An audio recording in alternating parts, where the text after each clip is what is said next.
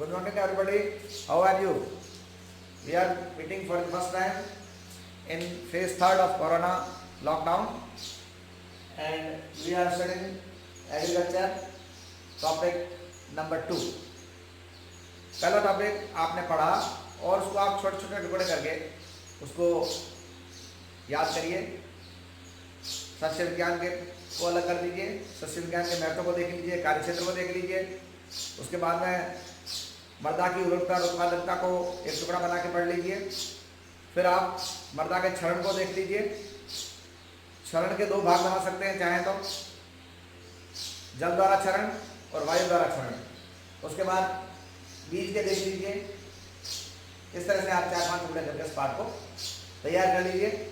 और ये पाठ जो मैंने आपको बताया था वो 3 नंबर का है। 1 नंबर का एक सवाल और 2 नंबर का एक सवाल। दूसरा पाठ जो है ये जैविक खेती से संबंधित है। इसका पहला जो पोर्शन है वो पूरा जैविक खेती से संबंधित है, जिसको मैंने आपको बताया है। जैविक खेती में जैविक खेती के क्या घटक हैं, जैविक खेती की क्या अवधारणा है, जैविक खेती के क्या सिद्धांत हैं, जैविक खेती के क्या उद्देश्य हैं, भारत में जैविक खेती का क्या महत्व है, भारत में जैविक खेती की क्या उपयोगिता है, भारत में जैविक खेती की क्या संभावनाएं हैं और जैविक खेती का क्या भविष्य है। इतनी सारी बातें हम लोग जैविक खेती में पढ़ेंगे। पढ़ी है हम लोगों ने, पढ़ेंगे क्या, पढ़ ली हमने, और उसको आप लोग देख लीजिए और तैयार कर लीजिए। इसके बाद जो इसका सेकंड पोर्शन है, इसको मैंने एक पोर्शन बनाया है जैविक खेती पूरे में। इसका दूसरा टुकड़ा है जिसको मैंने जीवांश खाद के रूप में दिया है। और जीवांश खाद यह मृदा की भौतिक गुणों को, मृदा के रासायनिक गुणों को और मृदा के जैविक गुणों को भली भांति से प्रभावित करती है। और यह जैविक कृषि जो हम करते हैं उसमें हम यदि जीवांश खाद को काम में लेते हैं, किसी भी प्रकार की हम कृषि करते हैं, जीवांश खाद को हम काम में लेते हैं इंस्टेड ऑफ केमिकल फर्टिलाइजर। यदि रासायनिक खाद के बदले हम जीवांश खाद का उपयोग करते हैं तो ये मृदा के भौतिक गुणों, रासायनिक गुणों और जैविक गुणों को सबसे ज्यादा प्रभावित करती है। इसको हमने 2 भागों में बांटा था। स्थूल कार्बनिक खाद जिसमें कार्बनिक पदार्थों की मात्रा ज्यादा होती है, इसके अंदर गोबर खाद, कंपोस्ट खाद, वर्मी कंपोस्ट और हरी खाद सम्मिलित है। और हम इसके लास्ट में जैव उर्वरकों के बारे में भी आपको बताएं।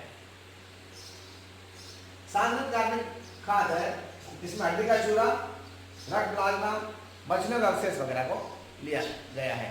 और यह खाद किस प्रकार से बनाई जाती है और किस प्रकार से इसका उपयोग किया जाता है, इसका हम 1 बाय 1 अध्ययन कर रहे हैं। और कल मैंने आपको बताया था गोबर खाद के बारे में। और गोबर खाद में बताने से इसके भी आप पढ़ने के हिसाब से कुछ टुकड़े करिए। गोबर खाद के घटक क्या है, गोबर खाद बनाने की विधियां क्या है और गोबर खाद कैसे दी जाती है, गोबर खाद लेने की विधि। वैसे तो इसके 3 भाग हैं, आप इसको देख लीजिए क्या घटक है। मैंने कल आपको बताया था, आज फिर आपको मैं रिकैप करने के हिसाब से बता रहा हूँ। वैसे आज मुझे पढ़ाना है आपको कंपोस्ट खाद, because we have completed this खाद। अब हम कंपोस्ट खाद को पढ़ने जा रहे हैं, लेकिन फिर भी मैं अपने दूसरे इस स्थूल खाद के मुद्दे में जाने से पहले मैं आपको वापस थोड़ा सा रिकैप करवाऊँ कि आप लोग कहीं सो तो नहीं रहे हो, जग रहे हो, बराबर पढ़ रहे हो कि नहीं पढ़ रहे हो। ये भी बहुत जरूरी है कि मैं आपको समय समय पे जागरूक करता हूँ। घटक इसके मैंने बताया था, गोबर स्वयं, गाय, भैंस, भेड़, बकरी जो कुछ भी है इसका मल, और उसके बाद में जहाँ पे हमने गाय, भैंस, गोबर जहाँ से इकट्ठा किया वहाँ का बिछावन, वहाँ का चारा जिसके ऊपर पशु को हमने खड़ा किया है, वहाँ का मूत्र और सड़ीली मिट्टी, ये 4 चीजें मैंने आपको बताई। फिर बनाने की विधियां में हमने आपको 3 विधियां बताई थी, एक सामान्य विधि, एक संशोधित विधि और एक ट्राइच विधि। और फिर हमने आपको बताया था इसको कैसे किया जाता है। मैंने बताया था इसको ढेर के रूप में दिया जाता है और मिट्टी में मिला दिया जाता है ताकि इसके अंदर नाइट्रोजन का वाष्पीकरण नहीं हो। ओके, अब हम पढ़ते हैं कंपोस्ट। कंपोस्ट खाद, this is also very important portion. Compost खाद में भी सबसे पहले हम यही देखेंगे, पढ़ने से पहले आपको ये बायोफिल्ट्रेशन करना है, इसके घटक क्या हैं या कंपोस्ट खाद बनाने के लिए आवश्यक सामग्री हम क्या क्या लेते हैं, कंपोस्ट खाद कैसे बनाई जाती है, बनाने की विधियां और फिर देने की विधियां, प्रयोग में लाने की विधि या इसका तरीका। घटक को पढ़ने से पहले मैं आपको बताऊं कि व्हाट इज कंपोस्ट, और इसके साथ में एक चीज और आपको बताई थी, वो है कंपोस्टिंग। कंपोस्टिंग का मतलब होता है कंपोस्ट खाद बनाने की क्रिया। कंपोस्ट खाद बनाने की क्रिया कंपोस्टिंग कहलाती है। इसके घटकों को हमने दो भागों में बांटा है, एक तो है फार्म लिटर और एक है टाउन लिटर। फार्म लिटर में क्या क्या चीजें आएगी, खरपतवार, खेतों का अवशेष, खेतों का कूड़ा करकट,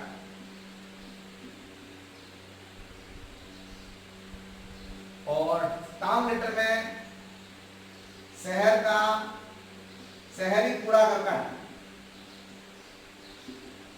घरों का अवशेष जिसमें आपके सब्जियों की छीलन कतरन ये सब शामिल है। इन सबको मिला करके हम वायवीय और अवायवीय, वायवीय और अवायवीय जीवाणुओं की सहायता से इसको सड़ाते हैं, इसका विघटन करवाते हैं। ये जो करकट है यह अविघटित कार्बनिक पदार्थ है, इसको विघटित कार्बनिक पदार्थों में बदलने के लिए हम एरोबिक एंड एनारोबिक बैक्टीरिया का प्रयोग करते हैं, और इसके लिए हम कुछ आकार के गड्ढे बनाते हैं, उसके अंदर इस फार्म लीटर को, इसके अंदर इस टाउन लीटर को डाल करके और हम इसकी बार-बार पलटाई करते हैं। मैंने आपको बताया था कि केवल डाल लेने से आपका कार्य हल नहीं हो जाता है, इसकी बार-बार आपको पलटाई करनी है। तो पलटाई क्यों की जाती है बेटा? पलटाई करने से ऊपर की चीज नीचे और नीचे की चीज ऊपर या ऊपर बीच वाली हो जाती है, सारी चीजें एक प्रकार से हो जाती है, समान हो जाती है, और उसके बाद में वायु का संचार बढ़ जाता है।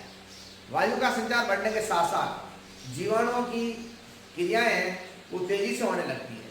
तो ये आसानी से सारा जो फार्म लीटर है या टाउन लीटर है, जो कूड़ा करकट है जिसको लीटर रूप में आपने काम में लिया है, करकट के रूप में काम में लिया है, इसकी पलटाई करने से हम इसके अंदर आसानी से वायु का संचार और जीवाणुओं की क्रियाशीलता को तेज करते हैं।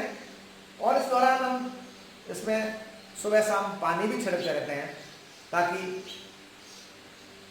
इसकी सड़न की क्रिया, जिसको पुअन भी कहते हैं, किण्वन वगैरह जो भी आप कहो, यदि इसमें थोड़ी बहुत प्रोटीन है then it is called as पुअन। यदि इसके अंदर थोड़ा कार्बोहाइड्रेट है तो ये क्रिया किण्वन।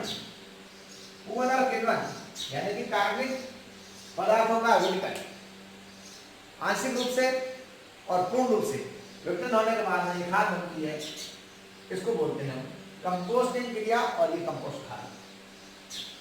आवश्यक सामग्री में वापस आप यही चीज लिख दीजिए कि फॉर्मेटर में क्या क्या चीजें काम में ली जाती हैं, और टाउन लिटर है, इसमें क्या क्या चीजें काम में ली जाती है ये है।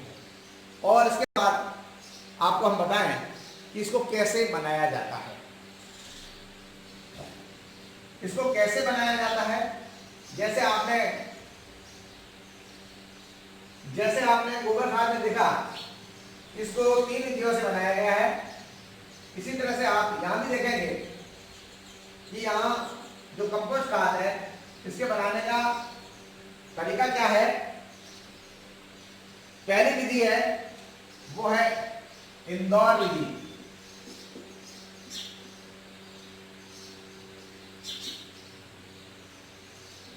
दूसरी विधि है वो है बेंगलोर विधि।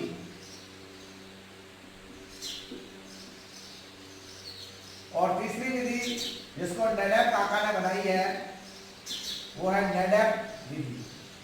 ये 3 विधियां हैं जिसके द्वारा हम कंपोस्ट खाद को बनाते हैं। आपने 3 विधियां ही गोबर खाद में पढ़ी है और 3 विधियां इसमें हैं। इस विधि का प्रतिपादन सबसे पहले हम इंदौर विधि को लेते हैं। इंदौर में इसका प्रतिपादन किया था यशवंत जी वार्ड और ए हेवार्ड ने institute of plant nutrition Indore में एक विधि विकसित की गई थी और इस विधि के द्वारा हमने कंपोस्ट खाद को बनाया है। कौन है ये? Institute of plant and nutrition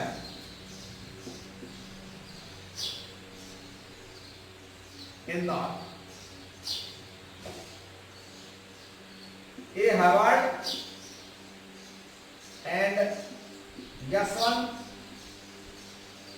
ward, इनके द्वारा इस विधि का सबसे पहले प्रतिपादन किया। और इस विधि में गड्ढे बनाते हैं, उसके बारे में बताएं आपको। ये लंबाई इसकी रखी जाती है 10, इसको बढ़ाया नहीं जाएगा, लेकिन इसकी चौड़ाई 6 से 8 और आवश्यकता अनुसार इसको आप कम ज्यादा भी कर सकते हैं। और इसकी गहराई 2 से 3, ये मैंने बताया आपको इसके गड्ढों की साइज। और ये किसमें रखी जाएगी? In the form of fit 10 into 6 to 8 into 2 to 3 feet. किसी भी सूरत में हम इसकी लंबाई को 10 से ज्यादा नहीं करेंगे, लेकिन यदि आप चाहें तो शहर की आबादी के अनुसार या आपके खेत है उसकी आबादी के अनुसार जो भी आपके पास फॉर्म लीटर और टाउन लीटर इकट्ठा हुआ है उसकी मात्रा के अनुसार इसकी आप चौड़ाई को बढ़ा सकते हैं, गहराई को भी ऊपर नीचे कर सकते हैं। ये गड्ढा बनाया आपने और गड्ढा बना करके इसके अंदर इसकी भराई करते हैं। पहली जो परत है उस पहली परत में आपको फॉर्म अवशेष नाम में लेने हैं। पहली परत गड्ढा बना दिया आपने, इसकी पहली परत में फॉर्म अवशेष को रखा जाता है। इसकी पतली परत इसमें डाल दी जाती है, बिछा दी जाती है फॉर्म अवशेष की। और उसके ऊपर इस फॉर्म अवशेष के ऊपर लकड़ी की राख, लकड़ी को जलाई आपने, लकड़ी की राख का चूरा डाल देते हैं और फिर आप उसमें इसके ऊपर पानी छिड़क दीजिए। और देन पशुओं का मल मूत्र और कचरा ये डाल दीजिए इसके ऊपर। तो 3 परतें आपको बनानी है। पहली परत जो खेत का फर्टिलाइजर है उसका अवशेष नीचे बिछा दीजिए, इसकी एक 3 इंच मोटी परत बिछा दीजिए, इसके ऊपर लकड़ी की राख का चूरा डाल दीजिए और उसके ऊपर पशुओं के मल मूत्र गोबर कचरा की 2 फीट की परत बिछा दीजिए। और फिर परत दर परत ये इसको बनाते जाइए। और गड्ढा जो आपने बनाया है इसका 3/4 भाग भर दीजिए और 1/4 भाग ये आप खुला रखिए, बाकी रखिए और इसमें ये पलटाई के दौरान आपके काम आएगा। इसका 3/4 भाग भर लिया आपने। 3/4 भाग भरने के बाद में इसकी पलटाई कीजिए। 1/4 भाग आपको खुला छोड़ना है और इसको आप ऐसा ही कर सकते हो 2/3 और 1/3 आवश्यकता अनुसार। बताओ आपको इतना भाग तो भरना है और इतना भाग आपको छोड़ना है ताकि इसकी आसानी से आप पलटाई करें। और पलटाई करने के बाद में शेष भाग है, इसके अंदर भी आप वही फार्म का अवशेष, फिर लकड़ी की आग का चूल्हा और फिर पशुओं का मल मूत्र का कचरा और गोबर ये डाल करके इसको भर दीजिए। और जैसा I have already told you कि सुबह शाम आप इस पर पानी का छिड़काव करते रहिए। यह 2-3 पलटाई के बाद आपकी खाद सही हो जाएगी और 2-3 महीने के बाद में यह बन करके तैयार हो जाएगी। ये है आपकी पहली विधि जो इंदौर में विकसित की गई थी institute of plant and nutrition department द्वारा, और इसको ए हॉवर्ड और यशवंत जिन द्वारा बनाई गई है। अब आपको दूसरी विधि बताते हैं, वो है बेंगलोर विधि। सीएन आचार्य इसके प्रतिपादक हैं। सीएन आचार्य द्वारा इसको प्रतिपादित किया गया है। इस विधि में भी गड्ढा बनाया जाता है। Institute of science Bangalore, institute of science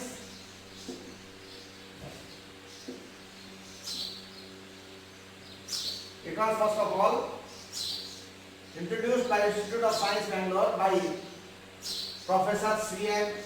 Acharya in 1913 में इसको बनाया गया। और इसके अंदर गड्ढे और ट्रेंच जो आप बनाते हैं, इसका आकार शहर की आबादी के अनुसार और जो फार्म लीटर तथा टाउन लीटर है इसकी सांद्रता या इसकी मात्रा के आधार पर निर्धारित किया जाता है। इसमें मैंने कोई आपको डिमार्केशन नहीं दिया है, जैसे उसमें आपको दिया था 10 × 6 से 8 × 2 से 3, इस तरह से नहीं दिया मैंने फिट का। आप अपने हिसाब से इसको कर लीजिए, लेकिन 10 तो आपको मिनिमम रखना ही है। लंबाई और चौड़ाई और गहराई है आप शहर की आबादी के अनुसार या जो अवशेष हैं उसकी मात्रा के अनुसार निर्धारित करेंगे। इसमें 8 से 10 सेंटीमीटर मोटी परत नीचे बिछा देते हैं। पहले जो गड्ढा बनाया है उस गड्ढे के अंदर 8 से 10 सेंटीमीटर मोटी परत पहले बिछा देते हैं। इसके ऊपर 2 सेमी मानव की मल मूत्र डाल दी जाती है। अब चीजें थोड़ी हमारे को लगती यूं हैं, लेकिन सामान्य प्रैक्टिस में ये है। तो पहले तो आपने ये कर दिया 8 से 10 centimetre form litre plus down litre ये कर दिया। उसके बाद आपने 2 सेंटीमीटर इसके ऊपर मानव की विस्तार की परत बिछा दी और उसके बाद इसकी पृथ्वी तल से परत दर परत इसको बिछाने जाएंगे और पृथ्वी तल से 1 फीट की ऊंचाई तक इसको काम में ले लीजिए। और उसके बाद में जैसे जैसे इसमें सड़न होगा ये नीचे बैठ जाएगी और उसके बाद में इसको आकार दीजिए आप झोपड़ी नुमा और उसको गोबर की मिट्टी वगैरह से इसको खोद दीजिए। इसमें एक चीज का और भी ध्यान रखना है आपको,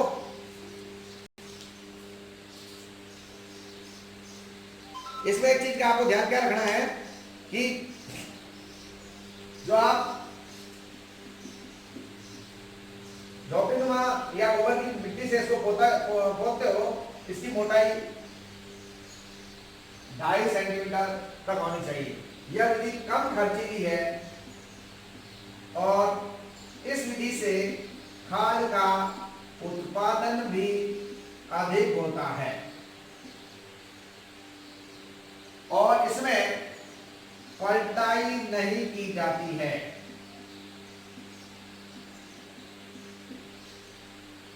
ये सारी चीजें आप लोग समझ लीजिए। उसमें पलटाई थी, इसमें पलटाई नहीं की जाती। अब आपके पास एक और विधि रह गई है, वो रह गई है नेडेफ वाली। उसको मैं बता देता हूं आपको। नेडेफ विधि,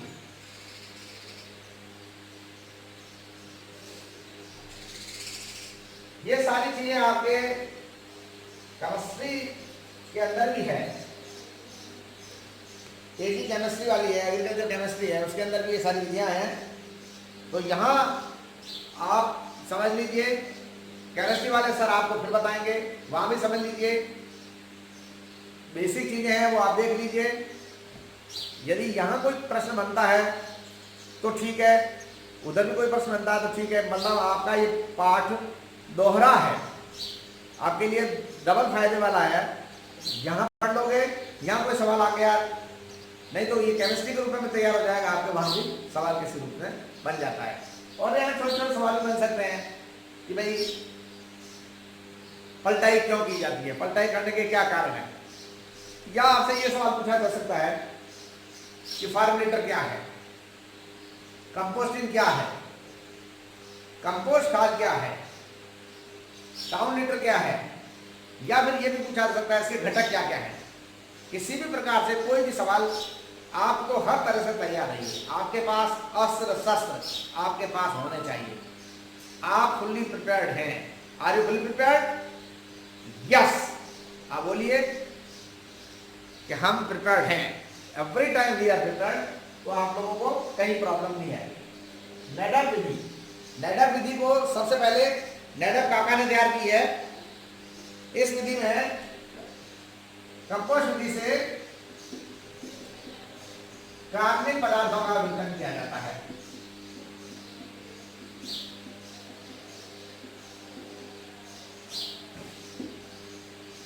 इसके अंदर आवश्यक सामग्री क्या है?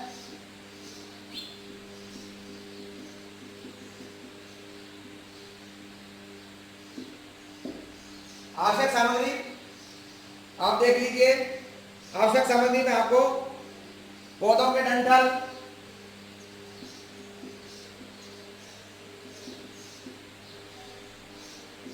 इसकी पत्तियां, टहनियां, उसके बाद में खली है, गन्ना है, कपास है, मक्का है,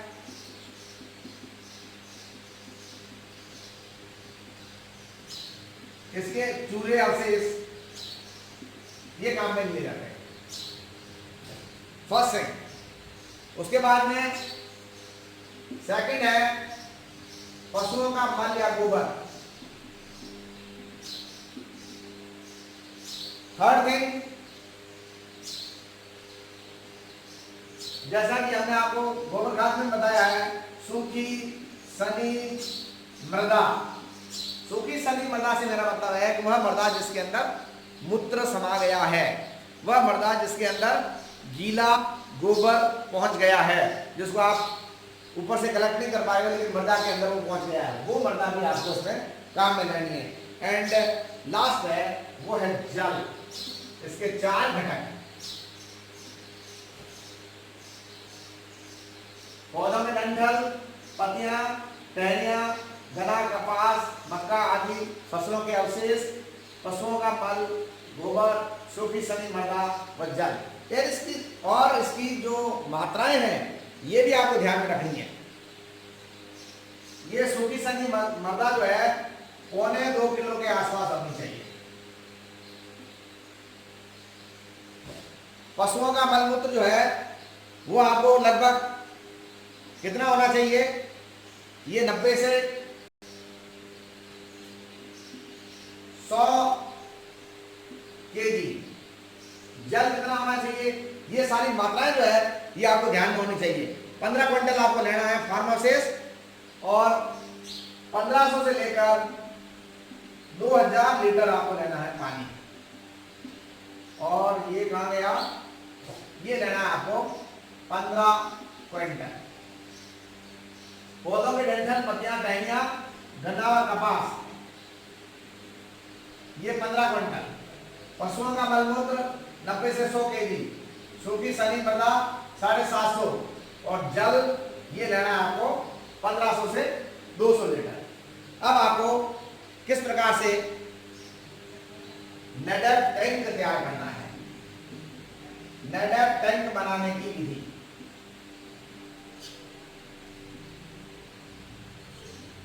ये थोड़ा सा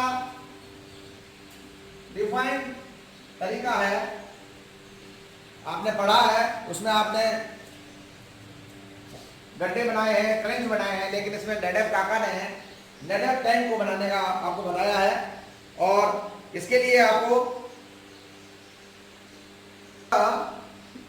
इंटू 9, 10 इसकी लंबाई, 6 इसकी चौड़ाई, 9 इसकी गहराई, ये आकार के आपको नेडर टैंक बनाने हैं।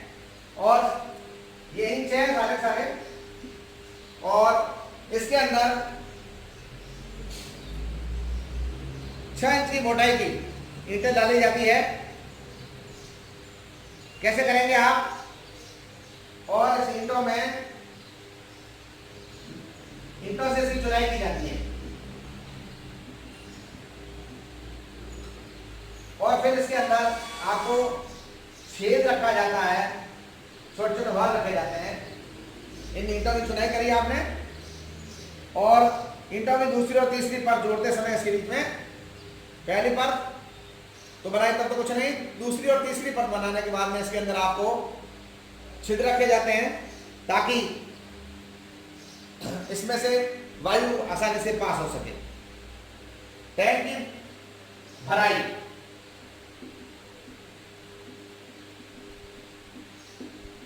ये आपको 48 घंटे में यानी कि 2 दिन में इसको पूरा करना है। टैंक को भरकर तैयार करना है 2 दिन के अंदर। और पहले इसके अंदर आप 6 इंच छोड़ दो क्या, 6 इंच मोटी परत बनाते हैं इसकी, जो मैंने बताया ये।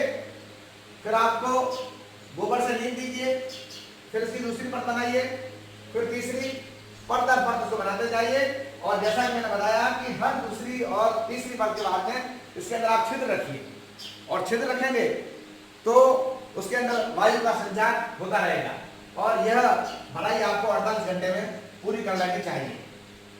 और मैंने आपको बताया कि आप जो ईंटें आपने अंदर रखी है, जिसकी चुनाई करी है, उसको गोबर से लीपते जाइए ताकि उसमें किसी प्रकार का बिखरा वगैरह नहीं हो। अब कंपोस्ट खाद देने की विधि है लास्ट, वो क्या है वो आपको बताएं कि इसमें नाइट्रोजन कितना है, 0.5 से 1.5%। आपने जो नेपेड खाद तैयार हुई उसमें नाइट्रोजन कितना आएगा, फास्फोरस आएगा 0.5 से 1%, और पोटेशियम आएगा 1.2 से 1.4%। इस तरह से ये जो खाद बनी है, इसके अंदर जो उर्वरक पदार्थ है NPK, इसकी मात्रा अन्य खादों की तुलना में अधिक है, इसलिए यह विधि बहुत उपयुक्त है और किसान इस विधि का सबसे ज्यादा प्रयोग कर रहे हैं। तो this is all about today's topic, जिसमें मैंने आपको कंपोस्ट खाद के बारे में आज मुख्य रूप से बताया। कल मैंने गोबर खाद के बारे में बताया था, मैंने ये भी बताया था कि गोबर खाद जो है, सड़ी गोबर की खाद की क्या पहचान है। यह खाद भी आपको इस तरह से वायवीय और अवायवीय जीवाणु द्वारा इसको सड़ा के बनाया जाता है। और यह जो कचरा है जो इधर उधर हम फेंकते हैं, उसका आसानी से उपयोग हो जाता है। आपको कल भी बताया था, आज भी बता रहा हूँ कि कचरे को ट्रॉली में भर करके आपके खेत में जाके डालना नहीं है। गोबर को ट्रॉली में भर के आपके खेत में जाके डालना नहीं है, इसको आप सड़ाइए। और सड़ाने के लिए आपको मैंने विभिन्न आकार के ट्रेंच, विभिन्न आकार के टैंक, विभिन्न आकार के गड्ढे बनाने की विधि बताई थी। उन गड्ढों में बना करके उसकी पलटाई करिए, परत दर परत उसमें बिछाइए, कैसे कैसे बिछाना है ये भी बताया मैंने। उसकी फिर पलटाई करते रहिए सॉरी। और पलटाई करने के दौरान उसमें वायु का संचार बढ़ जाएगा, उसमें हल्की सी पानी की द्वारा उसको नम करते रहिए। और ये पूर्ण रूप से जब सड़ जाए तो फिर आपको पहचान हो जाएगी। करीब मैंने बताया था 1.5 या 2 महीने के अंदर इसका तैयार हो जाती है और बाद में इसका प्रयोग करना है आपको खेतों में। ऐसे ही जाके हम डाल देते हैं। ये तरीका नहीं है। यहाँ गली गली में अभी आ रहे हैं, कचरा इकट्ठा करके जा रहे हैं, लेकिन वो कचरा ले जाके कहीं डालना नहीं है, उसको सड़ाना है, वो सड़ा के फिर उसका उपयोग करना है। ठीक है बेटा, तो this is all about today. Have a nice day, thank you very much being with me. और पढ़ाई करिए, पढ़ाई पे अपना ध्यान दीजिए, और आप पढ़ते रहोगे तो हमारा भी मन बनता रहेगा, और आप और हम यदि मिलकर